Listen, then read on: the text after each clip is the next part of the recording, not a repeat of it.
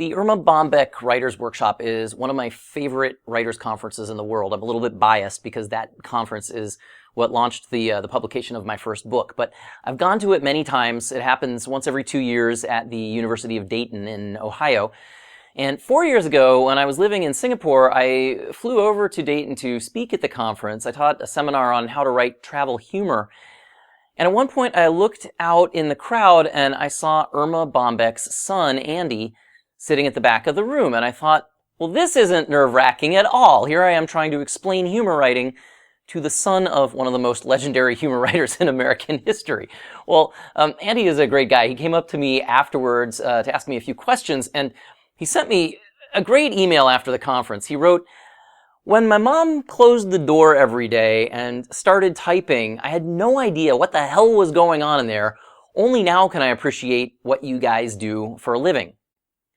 Well, at the time, his email surprised me. Erma Bombeck, for more than 3 decades, cranked out 3 syndicated newspaper columns every week. She wrote humorous tales about her life as a suburban American housewife and mother. And when I read Andy's email, as dumb as this might sound, it actually surprised me that she locked her family out of the room when she was working. Well, of course she did. She never could have been so successful if she hadn't.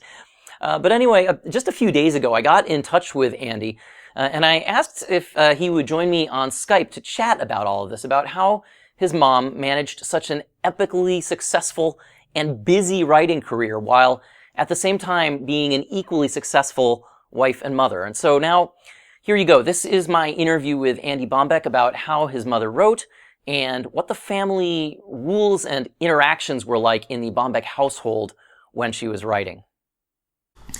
Hello, Andy. Thanks for being a part of this. You have the dubious honor of being my very first ever special guest in one of my online courses, and thanks for taking the time to chat with us.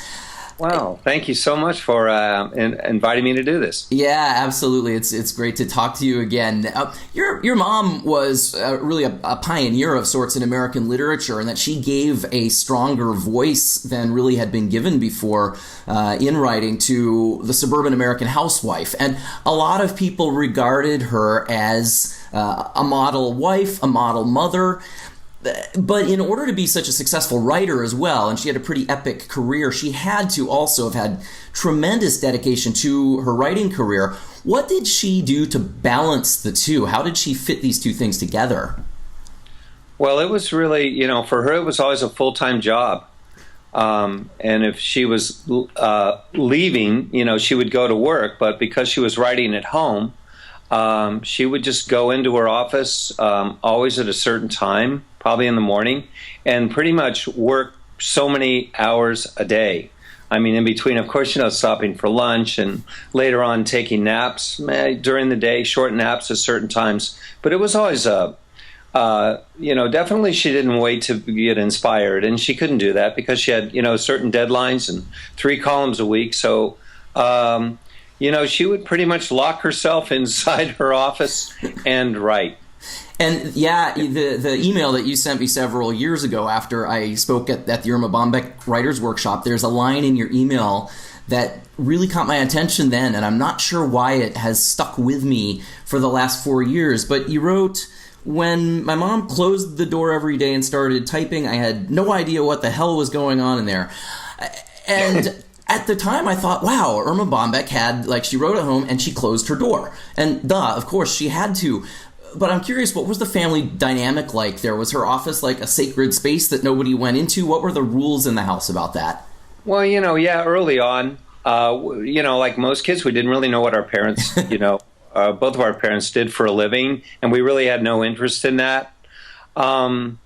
There's a play that's out recently about my mom, and maybe my brother and sister remember this more than I do, but in the play, we're actually sliding notes under the door.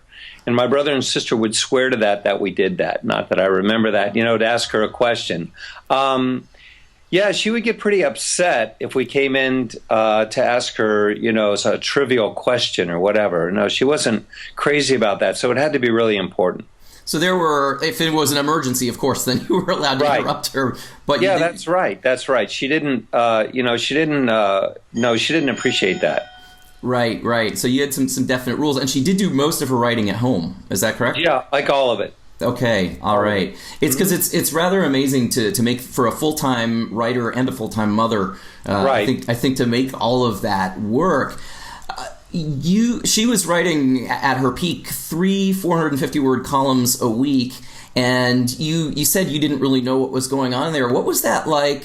You know, I think 450 words in a newspaper column, it doesn't look like a lot of writing. And 450 words, 450 bad words and not well polished words, something that any of us could probably pump out in 30 minutes or less. Did you ever look at her columns and go, what's she doing in there all day? No, honestly, we didn't. And it wasn't until really, honestly, when my mom started appearing on television, usually plugging her books, that we kind of thought, oh, wow, so that's what's happening in there. That's what's going on. But especially when she first started and writing for, a local newspaper, we really had no idea. We'd hear the typewriter go, and we didn't really have much of an interest in that, what was going on, to be honest. And where was your dad? What kind of a role did he play in encouraging? I mean, obviously, he was supporting and encouraging her writing career, but he must have been under the same rules as you guys were in terms of not interrupting when she was working. Well, yeah, he was at work. He was a school administrator and a school teacher, so he would go to work, we would go to school, and then she would go to work, and then we would come home, and that's about the time that she would finish. She wasn't writing at night, or she wasn't getting up real early in the morning, so her work was pretty much, almost like 9 to 5 kind of thing. Yeah, so she had a set schedule pretty much that she kept to. Yeah, she really did. Yeah, and she had to. She just couldn't wait to, get inspired. Yeah, right. Which is something we talk about a lot. I think the most successful writers are the ones who don't wait for inspiration. They're the ones who write all the time. It was a serious deadline, and it went that way with the books as well. There was a certain time that they had to be finished, and this had to be done, and so there was, quite a bit of pressure to make sure that those things were all turned in on time. Do you remember seeing her in those crunch times where she really had to sort of plow forward and focus exclusively on the books? Yeah, and and come up with things that are funny, and her and my dad would sit at the breakfast table, and they would look through the newspaper and look for funny things and try to come up with ideas, and that happened quite a bit. That's interesting. So it was a collaborative sort of approach at times. She would involve your dad in the humor writing process. Yeah, it kind of was. Mm-hmm. Interesting. Well, hey, Andy Bombeck, thanks so much for joining us for this quick interview. I love that we live in an age where I can be sitting here in Vietnam and you are at your home in Arizona, and it works so well. It's great. So thanks for taking the time to talk with us. Do this. Thanks again for asking me to do this. Yeah, okay. Take care, Andy. Thanks. All right, Dave. Thank you. So Erma Bombeck, who was known for being an ideal wife and mother, she closed her door and she set the family boundaries that she needed to set in order to have such a successful writing career. She invited her husband Bill to collaborate with her on the humor writing process. I thought that was really interesting, and with certain genres of writing, including and especially humor, I would say this collaborative process can be a fantastic way of building upon your initial ideas. Also, as Andy told us, Erma Bombeck did not wait for inspiration. She wrote whether she felt like it or not. Fantastic advice, and you can see where it got her.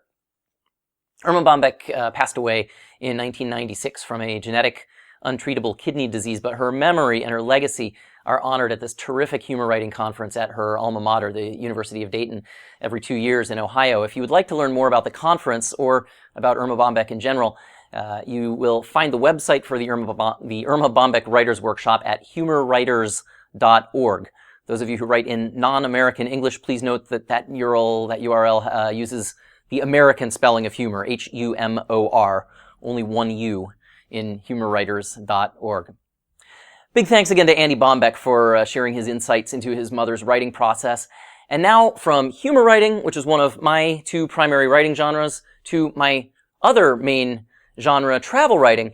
In our next lesson, I've got some special advice for aspiring travel writers about how to find the writing time you need when you're traveling with somebody else who is not a writer.